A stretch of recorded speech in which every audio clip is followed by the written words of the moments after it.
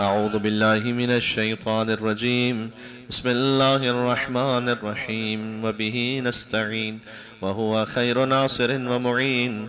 والعاقبة للمتقين والجنة للموحدين والنار للعاصين.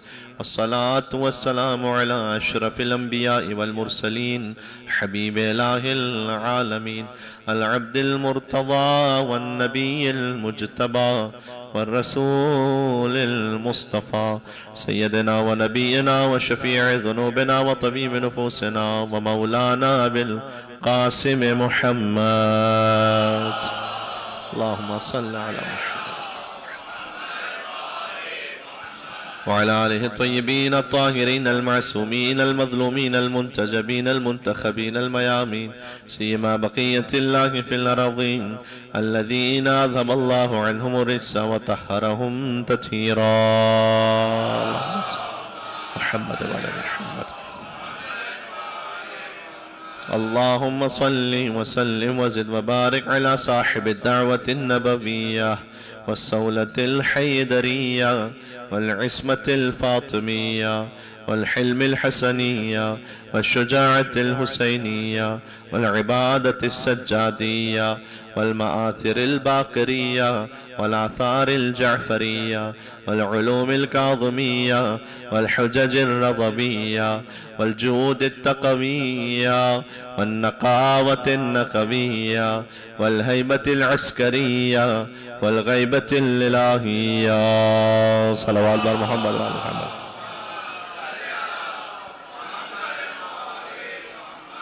قال الله تبارك وتعالى في القرآن بسم الله الرحمن الرحيم ومن آياته أن خلق لكم من أنفسكم أزواجا لتسكنوا إليها وجعل بينكم مودة ورحمة إن في ذلك لآيات لقوم يتفكرون. نعرہ الصلوات.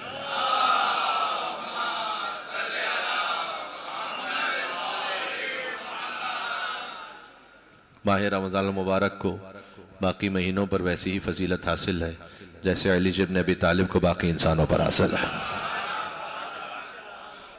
یہ حدیث کا فقرہ ہے کہ فضل شہر رمضان علی سائر الشہور کفضلنا اہل البیت علی سائر الناس. رمضان کو باقی مہینوں پر ویسی فضیلت ہے جیسے ہم اہل البیت کو باقی انسانوں پر ہے، جیسے قرآن کو باقی کتابوں پر ہے، جیسے شبہ قدر کو باقی راتوں پر ہے، ویسے ہی رمضان کو باقی مہینوں پر ہے. تو رمضان المبارک کی یہ ساعتیں ہیں اور جس میں اللہ کا خاص کرم یہ ہے کہ سانس لینا تسبیح ہے، سونا عبادت ہے. اب غور فرمائیے گا انما الاعمال بالنیات کی حدیث ہر سامع کے ذہن میں ہے. عمل کا دار و مدار نیت پر ہے. اب نیت کے ساتھ نماز پڑھیں گے تو وہ نماز ہے، نیت کے ساتھ روزہ رکھیں گے تو وہ روزہ ہے. سانس لینے میں کوئی نیت نہیں کر رہا ہوتا. غور فرمائیے گا سانس لیتے ہوئے کوئی خاص نیت نہیں کی جا رہی ہوتی کہ میں سانس لے رہا ہوں قربتاً اللہ. اگر سانس لینے میں انسان نیت کی شرط ہو جائے تو اس کے علاوہ کوئی کام کر ہی نہیں سکے گا انسان. تو یہ تو بائی ڈیفالٹ اللہ نے انسان کی تخلیق میں رکھا ہے کہ اس کو زندہ رہنے کے لیے سانس لینا ضروری ہے. آپ یہاں تشریف فرمائیں، مجلس سماعت فرما رہے ہیں، لیکن خود بخود ناخودآگاہ سانس لے رہے ہیں. اللہ سبحانہ وتعالیٰ کا کرم یہ ہے کہ ماہ رمضان المبارک میں وہ عمل کہ جو غیر اختیاری عمل ہے اس پر بھی اللہ نے ثواب رکھا ہوا ہے. سو جانا عبادت ہے، سوتے ہوئے کوئی خاص نیت نہیں ہوتی انسان کی، لیکن اگر اپنے فرائض کے انجام دہی کے بعد کوئی رمضان المبارک میں سو بھی رہا ہے تو اس کا سونا بھی عبادت ہے. جب اللہ غیر اختیاری اعمال پر اتنا اجر دے رہا ہے تو جو اختیار کے ساتھ عمل ہوگا اس کا اجر کیا ہوگا. ایک مل کے صلوات بھیجیں محمد وعلی محمد علیہ السلام پر.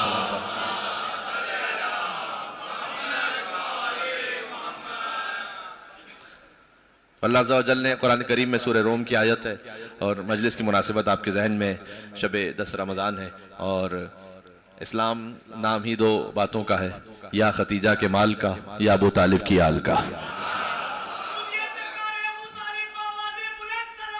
اللہم صلی علی محمد.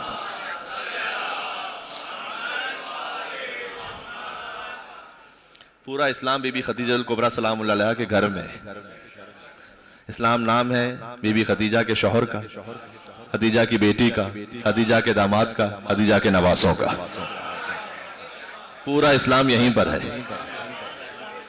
تطہیر خدیجہ کے لیے اور کہوں کیا، جس گھر میں رہی اس کے افراد بھی معصوم، تمام معصوم ہستیاں ہیں جو بی بی خدیجہ الکبریٰ سلام اللہ علیہا کے گھر میں ہیں۔ تطہیر خدیجہ کے لیے اور کہوں کیا، جس گھر میں رہی اس کے افراد بھی معصوم، اور یہ سارے زمانے میں خدیجہ کا شرف ہے کہ اولاد بھی معصوم ہے، داماد بھی معصوم۔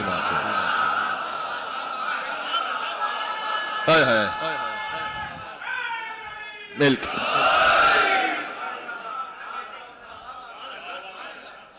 دیکھیں، ایک ایک فقرہ وہ ہے کہ جس کے پس منظر میں ایک پوری تاریخ ہے، لیکن باتیں کچھ آ جائیں اور آپ بزرگان تشریف فرما ہے، قدیمی مومن ہیں، ہم نے اپنی گودیوں سے یا علی یا حسین کہنا سیکھا ہے، تو کسی تفصیل میں جانے کی غالباً ضرورت نہیں، فقط اشارہ ہی کافی ہے کہ مومنین کی ماں ہونا اور ہے اور معصوموں کی ماں ہونا اور ہے، مومنوں کی ماں ہونا اور ہے۔ رسول کی تمام ازواج ازروء قرآنی امہات المومنین ہیں، اور اس کا ایک خاص پس منظر ہے۔ بہت سے لوگوں کے دلوں میں خواہش تھی کہ جب رسول کا وصال ہو جائے گا تو ہم حضور کی کسی زوجہ سے ازدواج کر لیں گے، تاکہ یہ کہلایا جائے کہ جو پہلے رسول کے ازدواج میں تھی وہ ہمارے ازدواج میں ہے۔ تو اللہ سبحانہ وتعالیٰ نے اس پر پابندی لگا دی۔ یہ مطلب ہے ام المومنین ہونے کا۔ ام المومنین، مومنین کی ماں، تو ماں کے کیا تمام احکامات یہاں لاگو ہوتے ہیں؟ نہیں، لاگو نہیں ہوتے۔ ماں سے تو وراثت ملتی، اب وراثت کے ساتھ جو کچھ ہوا وہ تاریخ کا حصہ ہے، میں آپ کی خدمت میں کیا تفصیل سے سناؤں، لیکن ماں سے وراثت ملتی ہے تو یہاں تو کسی وراثت کا تصور نہیں۔ اچھا، ماں سے حجاب نہیں ہوتا، ماں کے لیے نعوذ باللہ من ذالک کسی بھی قسم کا کوئی غلط خیال آ ہی نہیں سکتا، مطلب یہ بات کرنا بھی عجیب لگتی ہے، لیکن اللہ سبحانہ وتعالیٰ نے قرآن میں کہا فَيَطْمَعَ الَّذِي فِي قَلْبِهِ مَرَضٌ وَقَرْنَ فِي بُيُوتِكُنَّ، جو رسول کی ازواج ہیں ان سے کہا کہ دیکھو گھروں میں بیٹھی رہنا، ایک تو یہ حکم تھا کہ گھر میں بیٹھی رہنا، وَلَا تَبَرُّجْنَ تَبَرُّجَ الْجَاهِلِيَّةِ، اور دیکھو ایسے زینت نہ کرنا جیسے جاہلیت کے زمانے میں زینت کرتی تھی، اور پھر کہا انما یرید اللہ لیذھب عنکم الرجس اہل البیت ویطہرکم تطہیرا، اللہم صل علی محمد والحمد، یعنی ازواج رسول کو تنبیہ فرمائی اور اہل بیت کی فضیلت بیان کی۔ اور یہ بزرگ علماء اہل سنت نے لکھا، آپ جانتے ہیں اس بات کو کہ جب یہ آیت نازل ہوئی تھی تو 6 مہینے تک حضور مکرم تشریف لاتے تھے فاطمہ زہرا سلام اللہ علیہا کے دروازے پر اور کھڑے ہو کر اس آیت کو پڑھتے تھے کہ انما یرید اللہ لیذھب عنکم الرجس اہل البیت ویطہرکم تطہیرا، اور پھر کہتے تھے السلام علیکم یا اہل بیت النبوہ، اے نبوت کے اہل بیت آپ پر سلام ہو۔ تب سوچنے کی بات یہ کہ حضور کسی نہ کسی گھر سے آ رہے تھے اور جاتے تھے بی بی فاطمہ کے در پر اور یہاں کھڑے ہو کر سلام کرتے تھے، یعنی حضور نے اپنے عمل سے سمجھایا ہے کہ جہاں سے آ رہا ہوں وہ اہل بیت نہیں ہے، جہاں جا رہا ہوں وہ اہل بیت ہے۔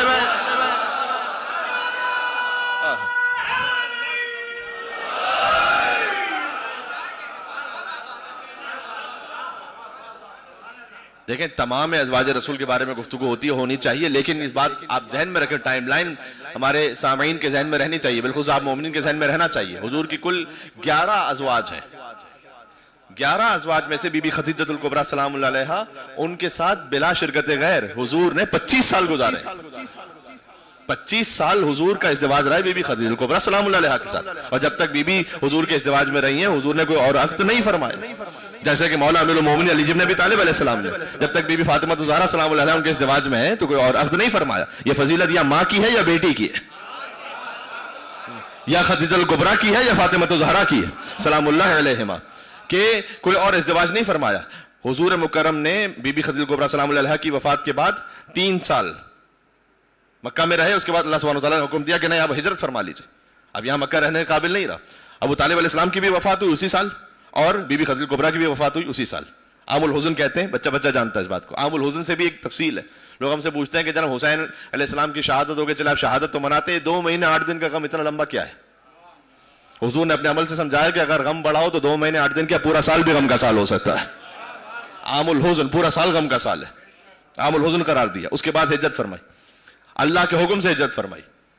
یہ اب ایک فقرہ کہہ رہا ہوں، انشاءاللہ آپ تک بات پہنچے گی۔ حضرت ابو طالب اور بی بی خدیجہ کے بعد اللہ سبحانہ وتعالیٰ کا اپنے حبیب سے کہنا کہ آپ مکہ چھوڑ دیجئے اور ہجرت فرما لیجئے، یہ در حقیقت اللہ کا ابو طالب کو ایک خاموش خراج عقیدت ہے۔ یہ بات پہنچی آپ کی، میں نے کیا عرض کیا، یعنی اے محمد مکہ میں ابو طالب کے علاوہ کسی کا احسان لینا ہی نہیں ہم نے۔ ایک مل کے سلوات بیتے خانوادہ ابو طالب علیہ السلام پر۔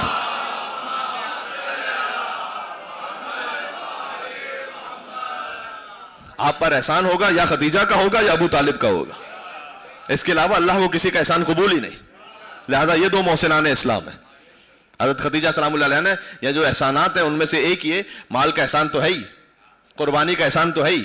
ان کی اولاد قربان ہوتی رہی حضور مکرم صلی اللہ علیہ وسلم پر، ان کے دین پر، یہ تو احسان ہے ہی. لیکن خود رشتہ ازدواج بھی بھجوایا حضور مکرم کو بی بی خدیجہ نے. لیکن دنیا کا دستور یہ ہے کہ لڑکے کی جانب سے رشتہ نکاح جو پیغام ہے وہ جائے. معمولاً یہ ہوتا ہے کہ لڑکے والے پیغام بھجواتے ہیں اور لڑکے والے سے قبول کرتے ہیں. لیکن بی بی خدیجہ ہیں عرب کی سب سے مالدار خاتون، ملکۃ العرب ہے. تو اگر حضور رشتہ بھجوائیں تو لالچ کا الزام آ جائے گا یا نہیں؟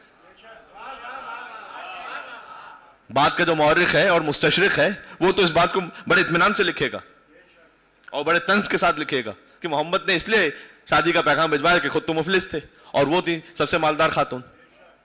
یہ خیال بھی نہ آنے پائے. بی بی خدیجہ الکبریٰ نے خود رشتہ بھجوایا کہ وہ ازدواج کرنا چاہیں، اس سے پہلے میں ازدواج کرنا چاہتی ہوں ان سے، میں شادی کرنا چاہتی ہوں ان سے. تو بی بی خدیجہ الکبریٰ نے ازدواج کے لیے اپنا رشتہ خود بھجوایا اور حضرت ابو طالب علیہ السلام نے خطبہ نکاح پڑھا. یہاں آپ کسی بھی مسلمان سے کہیے ان کے بیٹے کا بیٹی کا ازدواج ہو، آپ کہیں جناب مبارک ہو، کس پنڈت نے اکرام سے پڑھوایا آپ نے، کس ہندو سے مندر میں پڑھوایا نکاح؟ وہ کہیں کہ جناب آپ کا دماغ خراب ہو رہا ہے، ہم نے مسجد میں نکاح پڑھوایا، مسلمان ہے.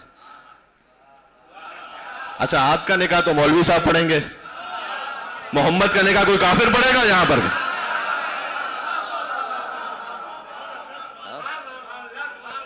حضور مکرم کا نکاح ابو طالب علیہ السلام نے پڑھا. ابو طالب علیہ السلام نکاح خواہ ہیں اور اس نکاح کے خطبے میں جو شیعہ سنی تاریخوں میں لکھا ہوا، یہ کوئی کنٹروورشل بات نہیں کہ کس نے حضور کا نکاح پڑھا، سبھی کہتے ہیں تو ابو طالب علیہ السلام نے پڑھا.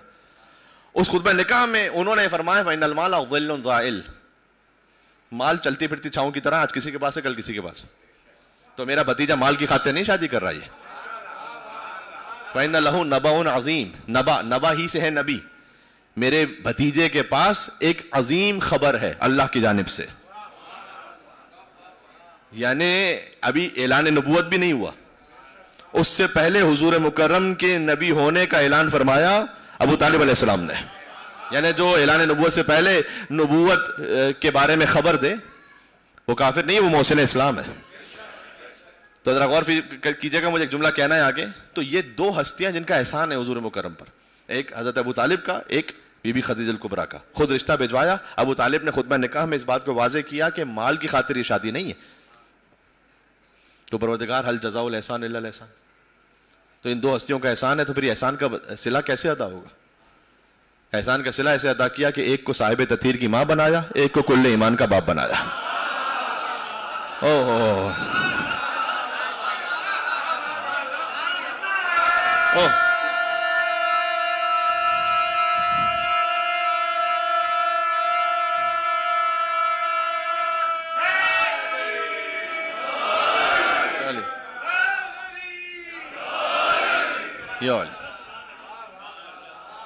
اور سورہ ضحیٰ ہمیشہ آپ کے ذہن میں رہے، وَالضُّحَىٰ وَاللَّيْلِ إِذَا سَجَىٰ مَا وَدَّعَكَ رَبُّكَ وَمَا قَلَىٰ وَلَلْآخِرَةُ خَيْرٌ لَكَ مِنَ الْأُولَىٰ وَلَسَوْفَ يُعْطِيكَ رَبُّكَ فَتَرْضَىٰ أَلَمْ يَجِدْكَ يَتِيمًا فَآوَىٰ.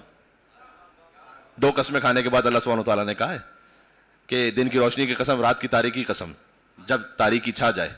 مَا وَدَّعَكَ رَبُّكَ وَمَا قَلَىٰ، ہم نے کبھی نہ آپ کو تنہا چھوڑا نہ کبھی اکیلا چھوڑیں گے.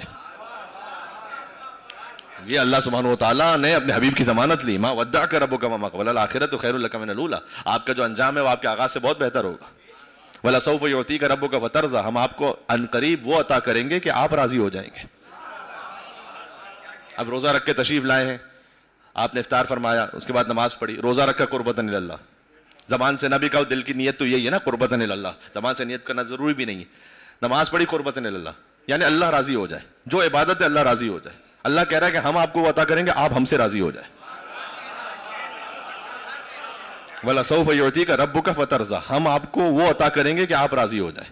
اب دیکھو عطا کرنے والا ہے رب کائنات، جسے عطا کیا جا رہا ہے وہ ہے رسول کائنات. تو کچھ ایسا عطا ہو کہ اللہ کہے کہ ہم نے آپ کو وہ عطا کیا کہ آپ راضی ہو جائیں. سورہ ضحیٰ نازل ہوا، اس کے 2 سال بعد، پونے 2 سال بعد تقریباً، اللہ سبحانہ وتعالیٰ نے سورہ کوثر نازل فرمایا. اِنَّا أَعْطَيْنَاكَ الْكَوْثَرَ ہم نے آپ کو خدیجہ کی بیٹی کے ذریعے سے وہ عطا کر دیا. ہم نے آپ کو فاطمہ دے کر کوثر عطا فرما دی. انا اعطیناک، ہم نے آپ کو عطا کیا. اچھا، جب اللہ تعالیٰ نے قرآن بھی دیا نا اپنے حبیب کو، دیکھیں عربی زبان کے دو لفظ ہیں، ایک ہے عطا، الف تا، اور یا عطا، اس کا مطلب یہ دینا، اور ایک ہے عطا، عین طا الف. اردو میں عطا استعمال ہوتا ہے، عطا استعمال نہیں ہوتا، لیکن عربی میں دونوں لفظ ہیں، اور یہ اللہ تعالیٰ نے قرآن میں استعمال کیا ہے. پہلا لفظ بھی وَلَقَدْ آتَيْنَاكَ سَبْعًا مِّنَ الْمَثَانِي وَالْقُرْآنَ الْعَظِيمِ، یا آتَيْنَاكَ نہیں ہے، آتَيْنَاكَ، ہم نے آپ کو عطا کیا قرآن اور 7 آیتیں جو دہرا کر عطا کی. یہ سورہ الحمد مراد ہے یہاں پر، سورہ الحمد کی 7 آیتیں. اچھا 7 آیتیں ذرا کاؤنٹنگ فرما لیجئے گا. بسم اللہ الرحمن الرحیم، الحمد للہ رب العالمین، الرحمن الرحیم، مالک یوم الدین، ایاک نعبد و ایاک نستعین، اہدنا الصراط المستقیم، صراط الذین انعمت علیہم غیر المغضوب علیہم ولا الضالین. بسم اللہ کو شامل کیجئے تو 7 بنتی ہیں. کچھ کہنا چاہ رہا ہوں، آپ نے ہو سکتا ہے کہ کہیں نماز کو سنی ہو ایسی، اللہ اکبر، اس کے بعد ایک سائلنٹ، الحمد للہ رب العالمین. اوہ بھائی مل کے صلوات بھیجے محمد و آل محمد علیہ السلام پر.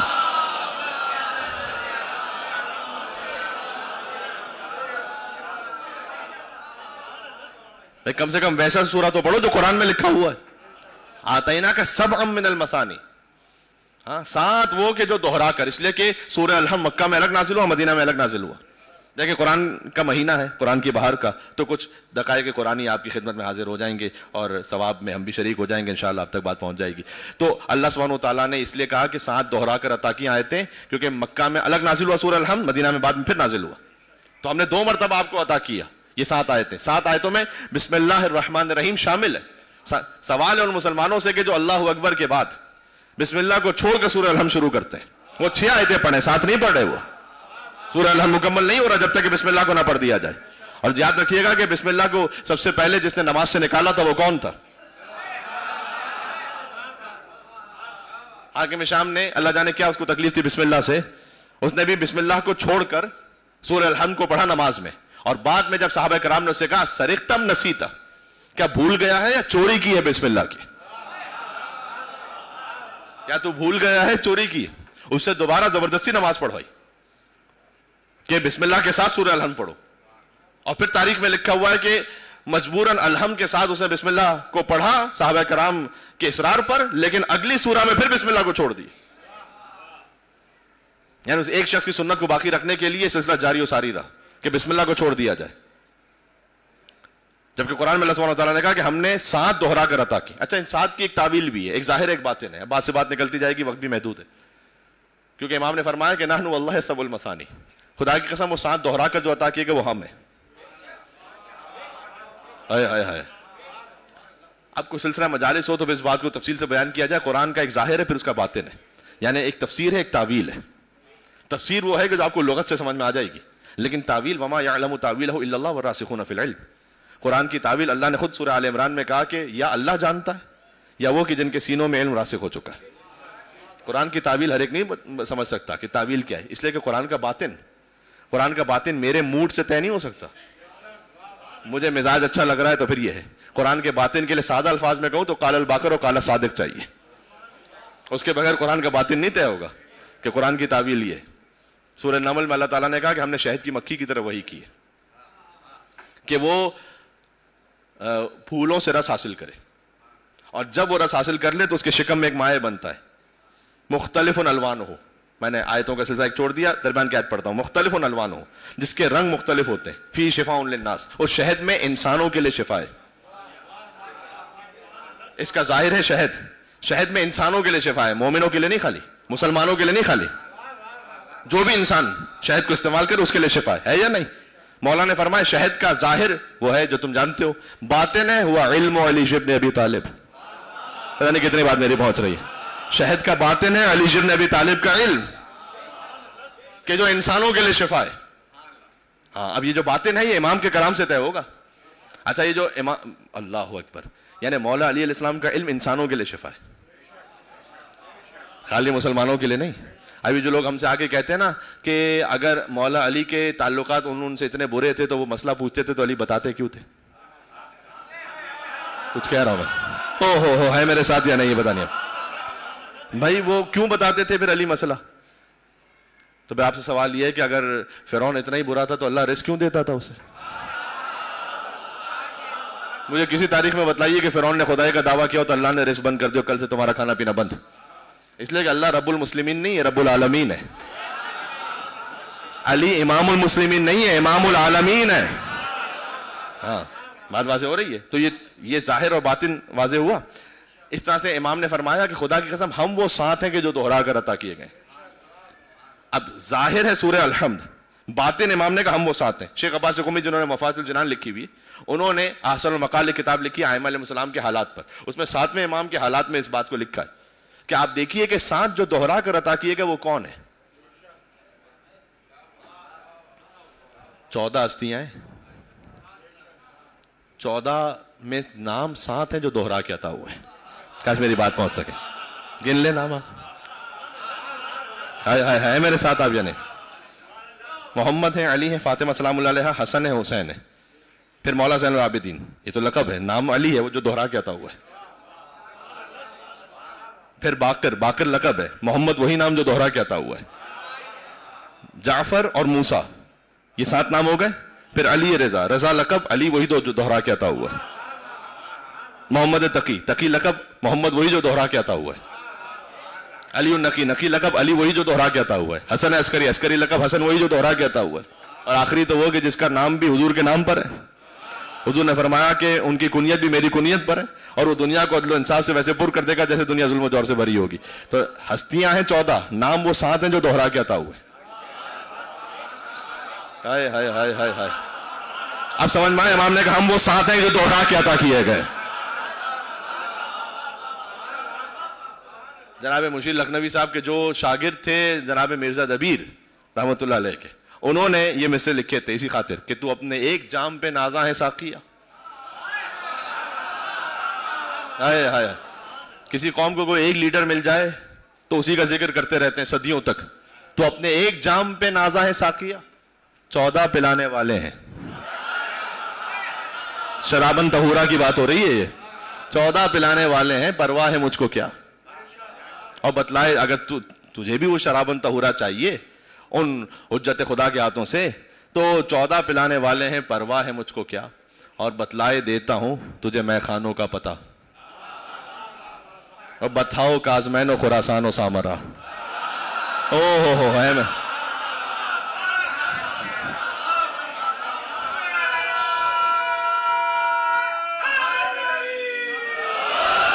یو علی. تو اپنے ایک جام پہ نازائیں ساقیہ، 14 پلانے والے ہیں، پرواہ ہے مجھ کو کیا.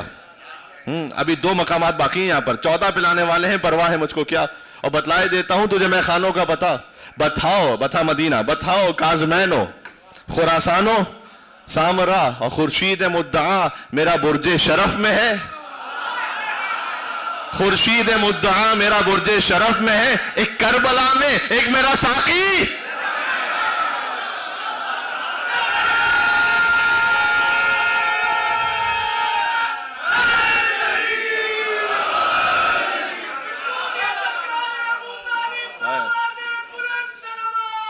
اللہ.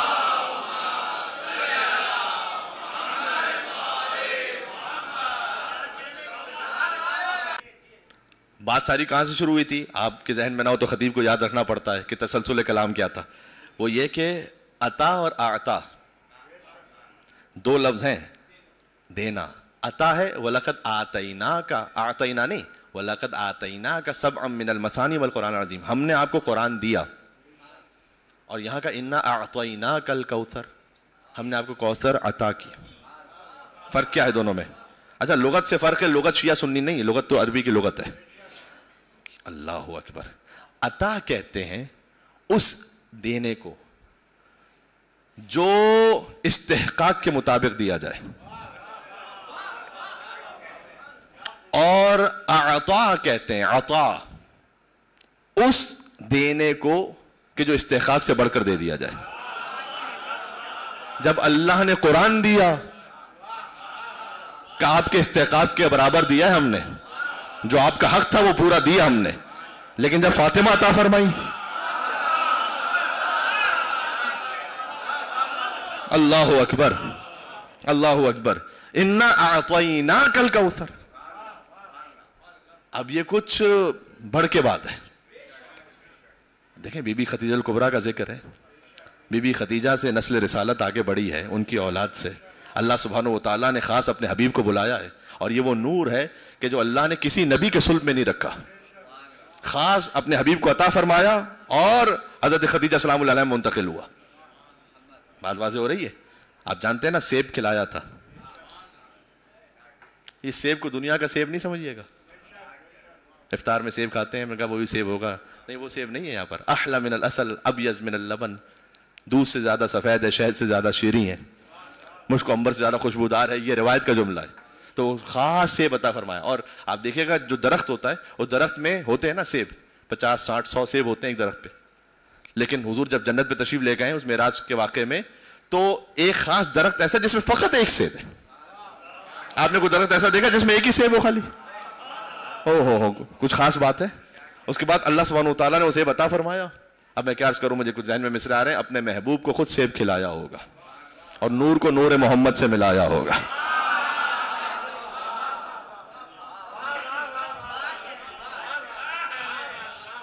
تو تیری آمد کی خبر سورہ کوثر میں بیان کر کے رنجیدہ محمد کو ہنسایا ہوگا. اور تیری تخلیق سے پہلے ہی خدا تعالیٰ نے، سیدہ کی تخلیق سے پہلے تو ایک ہی ہستی ہیں، پھر تیری تخلیق سے پہلے ہی خدا تعالیٰ نے تیرا ہم پلہ، تیرا کف بنایا ہوگا. اور تیرے قابل اسے ہر طور زمانہ سمجھے، اس کی آمد کے لیے کعبہ سجایا ہوگا. ہے میرے ساتھ آپ؟ اس کی آمد کے لیے کعبہ سجایا ہوگا اور اس کے درجات زمانے کو بتانے کے لیے شاہ کونین نے ہاتھوں پہ اٹھایا ہوگا. علی مولا.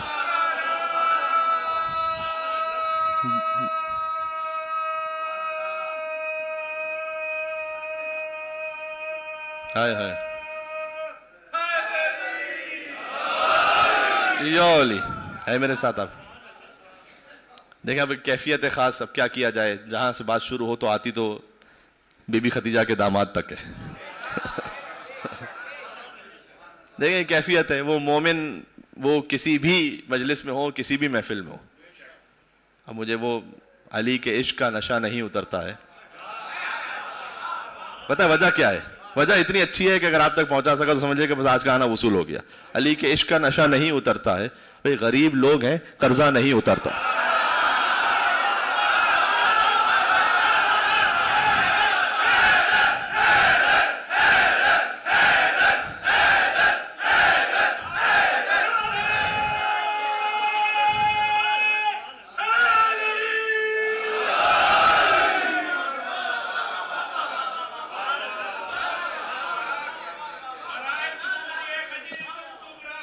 سبحان اللہ.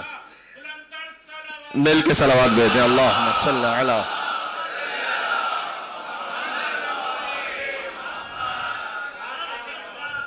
علی کے عشق کا نشہ نہیں اترتا ہے. غریب لوگ ہیں، قرضہ نہیں اترتا ہے. اور فراز دار پہ میسم ہے اب تلک موجود کہ جیسے گود سے بچہ نہیں اترتا.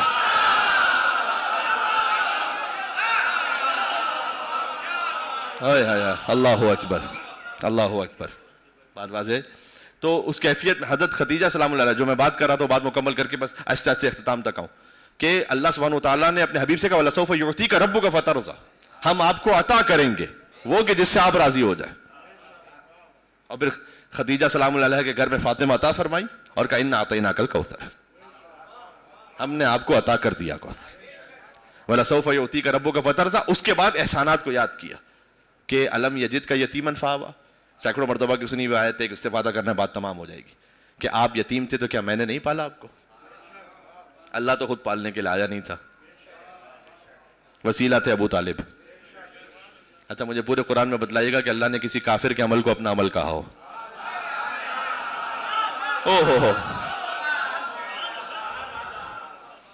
میں آپ سے اطمینان کے ساتھ کہہ رہا ہوں، ایک چھوٹے سے طالب علم ہونے کی حیثیت میں، اللہ نے حضرت نوح علیہ السلام کے کسی بھی عمل کو اپنا عمل نہیں کہا. مجھے بتلائیے اگر کہا ہو تو. حضرت ابراہیم علیہ السلام، موسیٰ علیہ السلام، عیسیٰ علیہ السلام، کسی نبی کے عمل کو سوائے مصطفیٰ صلی اللہ علیہ وسلم کے کسی نبی کے عمل کو اللہ نے اپنا عمل نہیں کہا. اللہ نے 4 ہی تو ہیں کہ جن کے عمل کو اپنا عمل کہا ہے. پورے قرآن میں 4 ہیں جن کے عمل کو اللہ نے اپنا عمل کہا ہے. پہلی آیت ہے سبحان الذی اسریٰ بعبدہ لیلا من المسجد الحرام الی المسجد الاقصی الذی بارکنا حولہ لنریہ من آیاتنا. سبحان ہے وہ پروردگار جو لے گیا اپنے بندے کو. لے کر گئے تھے جبریل، اللہ نے کہا میں لے گیا. سید الملائکہ، اللہ نے جبریل کے کام کو اپنا کام کہا. وما رمیت اذ رمیت ولکن اللہ رمی. یہ جو کنکریاں پھینکی ہیں یہ آپ نے نہیں پھینکی، اللہ نے مصطفیٰ کے عمل کو اپنا عمل کہا. اللہ نے ابو طالب کے عمل کو اپنا عمل کہا. آپ یتیم تھے، میں نے پالا. اللہ نے خدیجہ کے عمل کو اپنا عمل کہا. وَوَجَدَكَ عَائِلًا فَأَغْنَى. آپ مفلس تھے، میں نے غنی بنایا. 4 ہستیاں ہیں گل قرآن میں کہ اللہ نے ان کے عمل کو اپنا عمل کہا ہے.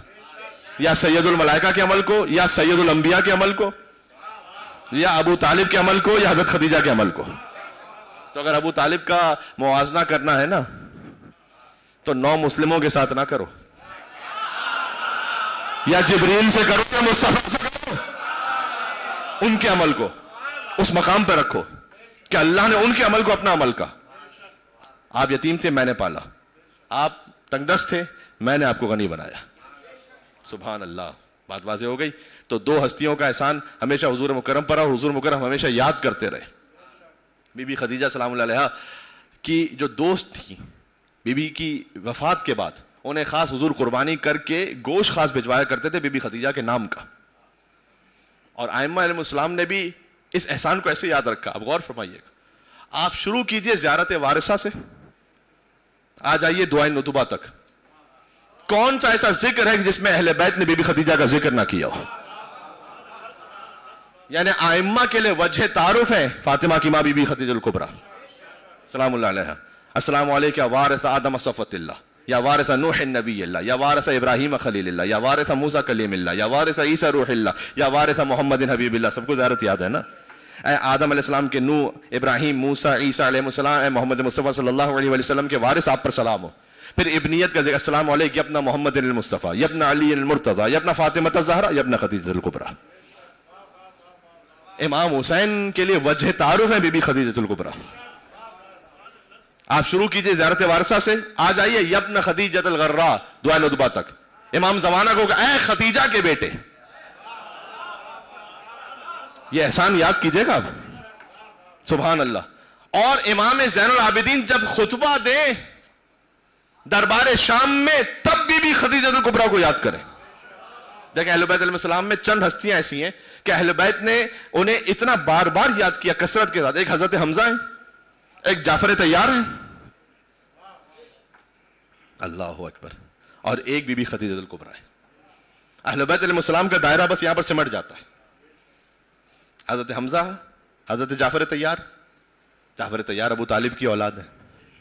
4 بیٹے اللہ نے عطا کیے، طالب، عقیل، جعفر، علی.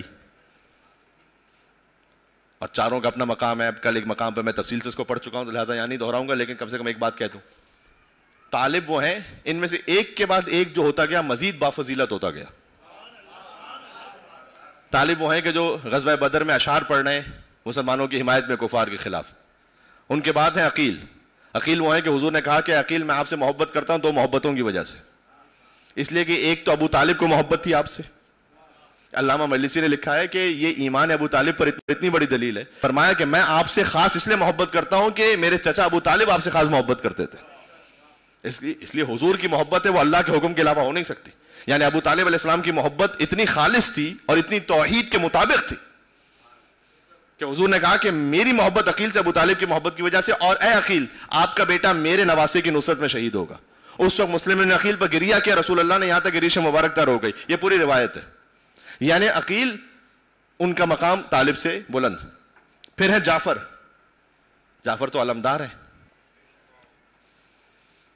سب سے پہلے تو رسول اللہ کے ہاتھ میں علم ہے، پھر حمزہ ہے، پھر جعفر ہیں، علی ہیں اور عباس.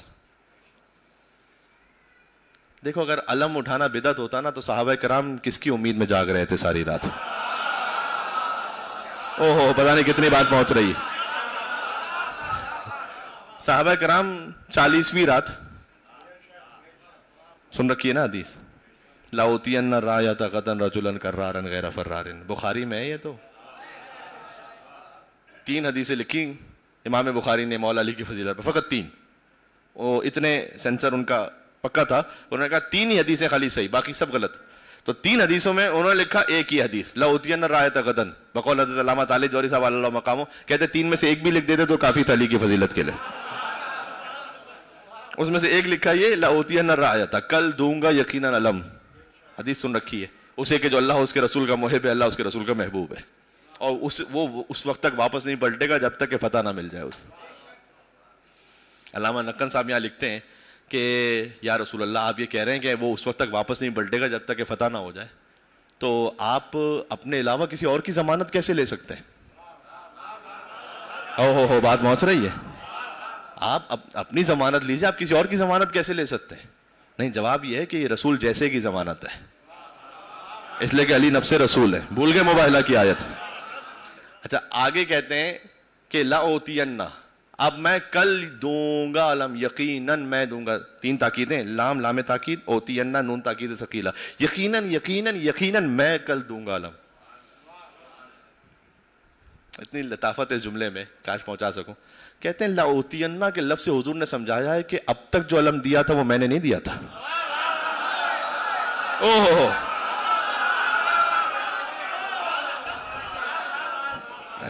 اب تک جو دیا تھا وہ میں نے نہیں دیا تھا، اب میں دوں گا. یہ وہ ہے علم جس کو پیغمبر نے اٹھایا. میر انیس کس فخر سے حمزہ سے دلاور نے اٹھایا، ہاتھ آیا شرف جب اسے جعفر نے اٹھایا، وہ اٹھ گئے دنیا سے تو حیدر نے اٹھایا.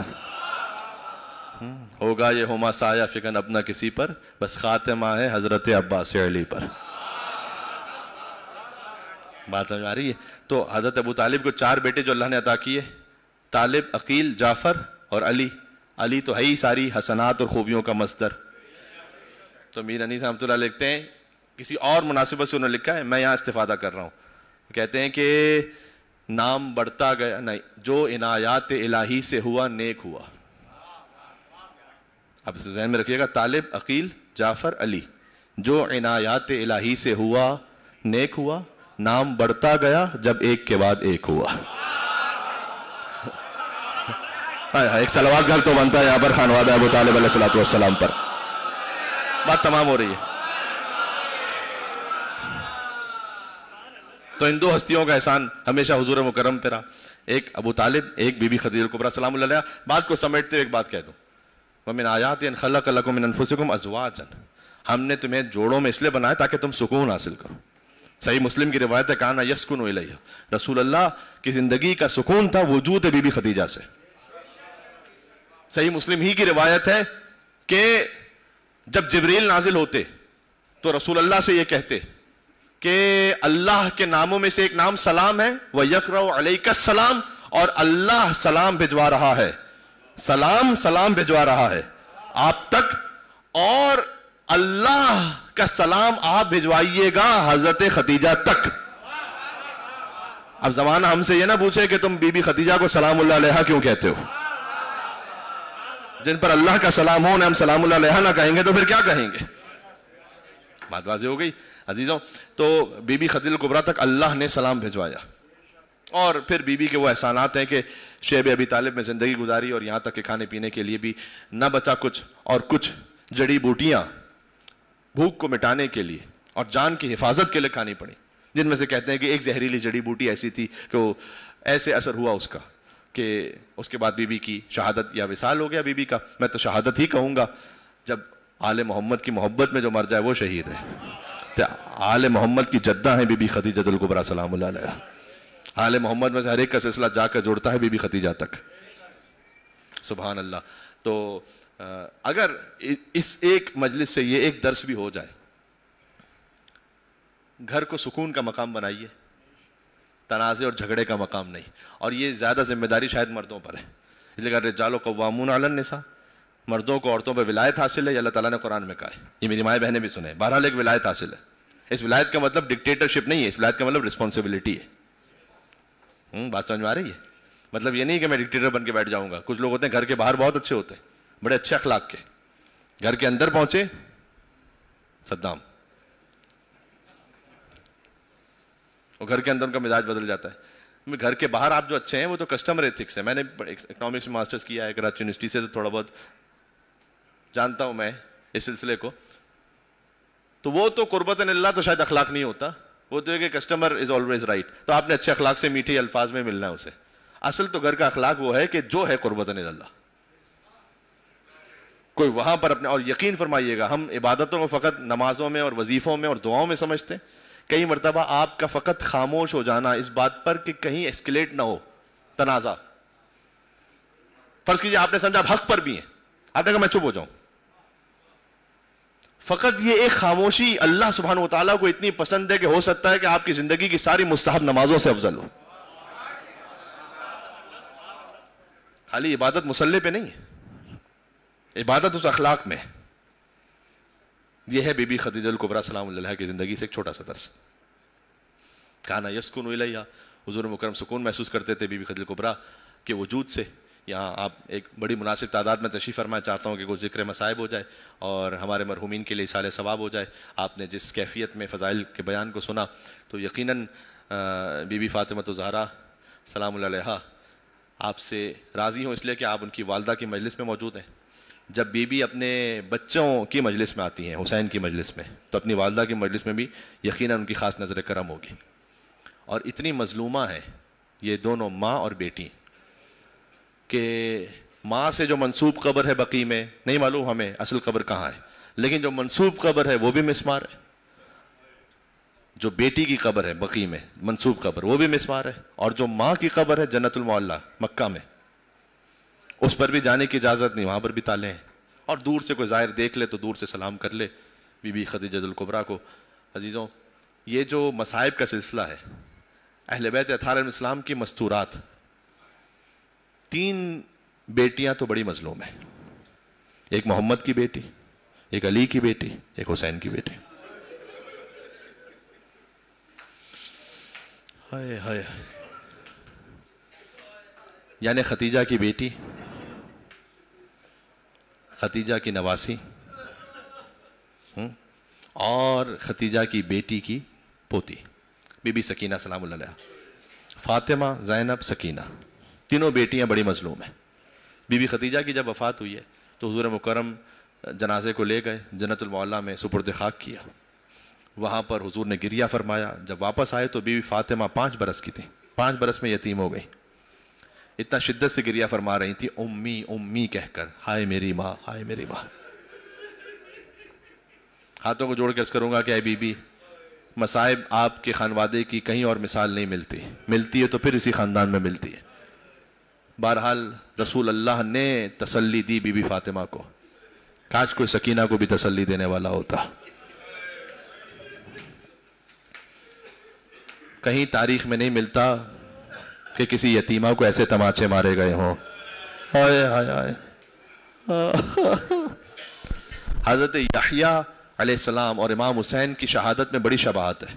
دونوں کا سر کاٹا گیا، دونوں کا سر دربار میں پیش کیا گیا. بڑی شباہتیں ہیں کہ یحییٰ علیہ السلام کی شہادت کے بعد آسمان خون کے آنسو رویا. امام حسین کی شہادت کے بعد بھی 10 شباہتیں لکھی ہیں علامہ جعفر شوستری نے خصائص الحسینیہ میں. لیکن میں نے کہیں نہیں پڑھا کہ یحییٰ کی شہادت کے بعد ان کی بیٹی کو تماچے مارے گئے ہوں. یہ فقط حسین ابن علی کا مقدر ہے کہ حسین کی بیٹی کو ایسے سلام کیا جائے کہ اس مظلومہ پر سلام کہ جس کے رخساروں کا رنگ بدل گیا. آج فاطمہ کی یتیمی کی رات ہے. یتیم شرعی اور یتیم فقہی تو کسی اور معنی میں ہے، لیکن بہرحال ماں کا سایہ جس کے سر سے اٹھ جائے وہ یقیناً یتیم ہے. اور جب ختیجہ جیسی ماں ہو، فاطمہ جیسی بیٹی ہو، اور یہی مصائب واپس تکرار ہوئے کہ جب بی بی فاطمہ دنیا سے رخصت ہوئی تو پھر بی بی زینب 5 برس کی ہے. روایت میں نے بعض خطبہ سے اور علماء سے سنی ہے کہ بی بی فاطمہ نے فرمایا تھا کہ زینب وہ صندوق لے آنا جو اس حجرے میں رکھا ہوا ہے. اور اس صندوق کو جب بی بی زینب لے کر آئیں 5 برس کی تھیں تو کفن نکالا بی بی فاطمہ نے. کون سی ایسی ماں ہوگی جو 5 برس کی بیٹی کو کفن دکھلا رہی ہو اپنا؟ ہیں آپ گریے کے لیے تشریف لائیں. کہا اے بیٹی یہ وہ کفن ہے جو اللہ نے جنت سے بھیجا. یہ آپ کی والدہ کا کفن ہے. جب میں دنیا سے چلی جاؤں تو اپنے بابا کو یہ کفن دے دیجئے گا تاکہ مجھے یہ کفن دے دے. اس کے بعد ایک اور کفن نکالا کہ یہ آپ کے بابا علی مرتضیٰ کا کفن ہے. پھر ایک اور کفن نکالا کہ یہ آپ کے بھیا حسن مجتبیٰ کا کفن ہے. اچھا یہ سارے کفن بی بی زینب کو کیوں دے رہی ہیں؟ وجہ وہی ہے کہ بی بی ہیں ام المصائب. بی بی زینب کو پنجتن میں سے ہر ایک کی شہادت کو دیکھنا ہے، لہٰذا اپنا کفن بی بی زینب کو دیا. 21 رمضان مولا علی کی شہادت کا دن آنے والا ہے نا، گریے کے لیے. اللہ اکبر. اہل بیت علیہ السلام کے خانوادے میں کون سا ایسا مقام اور مہینہ ہے کہ جو خوشی کے ساتھ گزر گیا ہو؟ کہیں نہ کہیں کوئی غم کی کیفیت ہے. تو مولا علی کا کفن بھی دیا بی بی زینب کو، امام حسن کا کفن بھی دیا بی بی زینب کو. اب آپ گودیوں سے یا حسین سنتے ہیں اور سیکھتے ہیں، تو جب آپ کے ذہن میں سوال ہے تو بی بی زینب کے ذہن میں نہیں آیا کیا؟ شریکت الحسین نے فرمایا کہ اماں آپ کا کفن بھی جنت سے آیا ہے، بابا علی کا کفن بھی جنت سے آیا ہے، بھیا حسن مجتبیٰ کا کفن بھی جنت سے آیا ہے، تو اماں میرے حسین کی کیا خطا ہے؟ حسین کا کفن کیوں نہیں جنت سے؟ اب زبان حال پڑھو تو گویا بی بی نے کہا حسین کو کفن نصیب نہ ہو سکے. دائیں طرف کے گھوڑے حسین کے جسم پر بائیں طرف دوڑ گئے، بائیں طرف کے گھوڑے دائیں طرف دوڑ گئے. حسین کا لاشا پامال ہوتا رہا. ایک بہن تلے زینبیہ سے دیکھتی رہی اور فرماتی رہی صلی علیک ملائکۃ السماء، اے نانا آپ کے بدن پر ملائکہ نے نماز پڑھی. وہذا حسین المرمل بالدماء، یہ آپ کا حسین ہے جو خون میں گلتا ہے، مقطع الاعضاء جس کے اعضاء کٹتے جا رہے. آخر میں 2 جملے سن لیجئے گا. ہر مصیبت کے اختتام امام حسین کی مصیبت پر ہے. لا یوم کا یومک یا ابا عبداللہ، اے حسین جیسے آپ کے مصائب کا دن ہے کسی کے مصائب کا دن نہیں. یہ امام حسن علیہ السلام نے فرمایا تھا. دیکھو ہم جب سلام کرتے ہیں نا امام حسین کو، تو امام حسین کو کہتے ہیں السلام علی الحسین وعلی علی ابن الحسین وعلی اولاد الحسین وعلی اصحاب الحسین، ایسے ہی سلام کرتے ہیں نا. لیکن جب امام زمانہ سلام کرتے ہیں زیارت ناحیہ میں، تو وہ حسین کے جسم کے ایک ایک حصے کو الگ الگ سلام کہتے ہیں. ان لبوں پر سلام جو پیاس سے خوش ہو، ان دانتوں پر سلام جن پر چھڑی ماری جا رہی، حسین کو سلام کے جسے کاٹ لیا گیا، اس سر پر سلام جسے لوکے لیزہ میں بلند کیا گیا، ان اعضاء پر سلام جسے جسم سے جدا کیا گیا. یا ابا عبداللہ الحسین، آپ کے لبھائے مبارک پر سلام، آپ کے دندان مبارک پر سلام، آپ کے اعضاء پر سلام، آپ کے سر مطہر پر سلام. امام کہتے ہیں ان رخساروں پر سلام کہ جن پر خاک پڑی ہوئی تھی. اللہ اکبر. عزیزوں بات تمام ہو گئی. اور میں چاہتا یہ ہوں چونکہ میری اس عزاخانے میں یہاں رمضان میں ایک ہی مجلس ہے، پھر بہرحال کسی اور مقام پر بھی جانا ہے خدمت کے لیے، تو ایک ذکر کم سے کم ہو جائے، کم سے کم مولا علی علیہ السلام کے لیے ایک ذکر ہو جائے جو شہید ہے ماہ رمضان ہے. ایک ذکر میں کر دوں. اے مولا حسین، ایک اللہ اکبر، مولا علی ابن ابی طالب علیہ السلام سے ہاتھوں کو جوڑ کے کہوں کہ مولا آپ کے سر اقدس پر بھی سجدے میں ضربت لگی، حسین کا سر بھی سجدے میں قلم کیا گیا. فرق یہ کہ جب علی کے سر پر ضربت لگی تو علی نے سر خود اٹھایا تھا سجدے سے، حسین نے خود سجدے سے سر نہیں اٹھایا تھا. حسین کا سر روکے نیزہ پر بلند ہوا تھا، علی کے سر پر ضربت لگی فرق اقدس پر. تو مولا علی السلام کچھ دیر کے لیے غشی کے عالم میں گئے، اور جب آنکھیں کھولیں تو دیکھا کہ حسن موجود ہیں اور کچھ صحابہ موجود ہیں، لیکن حسین نظر نہیں آتے. کہا بیٹا حسن، حسین کہاں پر ہے؟ کہا بابا وہ آپ کے قدموں سے لپٹ کر وہاں شدت سے گریہ فرما رہے ہیں. حسین کی میری تقریر کا آخری جملہ ہے، آج ہی سے اگر اپنے آپ کو مولا علی پر گریہ کے لیے آمادہ کر دو، انشاءاللہ 19 رمضان تک یہ جملہ یاد رہے گا. حسین کو بلایا اور بلا کر کہا کہ بیٹا صبر کرنا. اللہ اکبر. نا یہ فرمایا مولا علی علیہ السلام نے کہ دیکھو یہ نانا رسول اللہ موجود ہیں، یہ جعفر طیار موجود ہیں، یہ سب آئے ہیں مجھے لینے کے لیے. یہ کیا کہیں گے کہ علی کا بیٹا تھا اور صبر نہ کر سکا. بس یہ سنت دوبارہ دہرائی گئی کہ جب حسین نے اپنے جوان کے کلیجے سے برسی کا پھل کھینچا، کربلا میں علی اکبر کا لاشا ہلنے لگا. کہا بیٹا صبر کرنا، یہ دیکھ دادا ابراہیم کرے، یہ دیکھ دادا اسماعیل کرے، یہ کیا کہے گا حسین.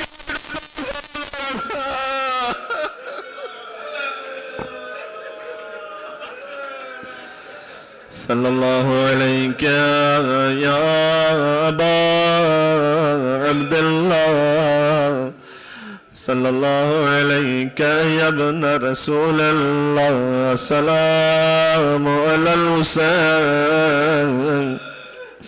जब इफ्तार के मौके पर पानी को देखे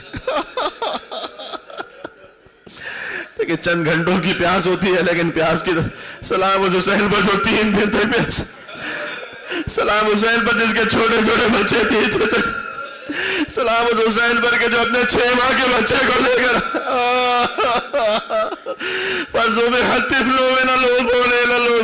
बच्चा एक कान से दूसरे कान से बाहर। अल्लाहु अकबर।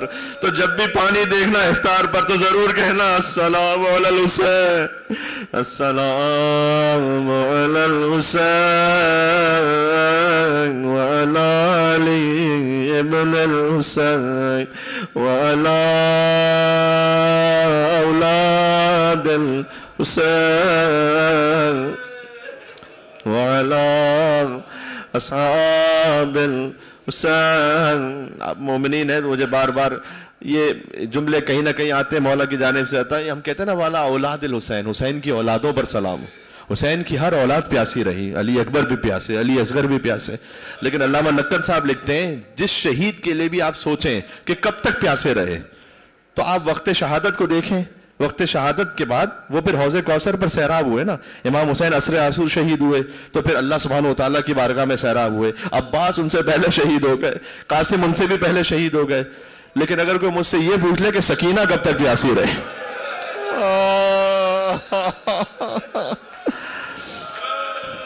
राह कूफा और शाम में कौन सी ऐसी मंजिल थी जहां सकीना प्यासी न रहे। सल्लल्लाहु अलैहि या हुसैन, या हुसैन, या हुसैन।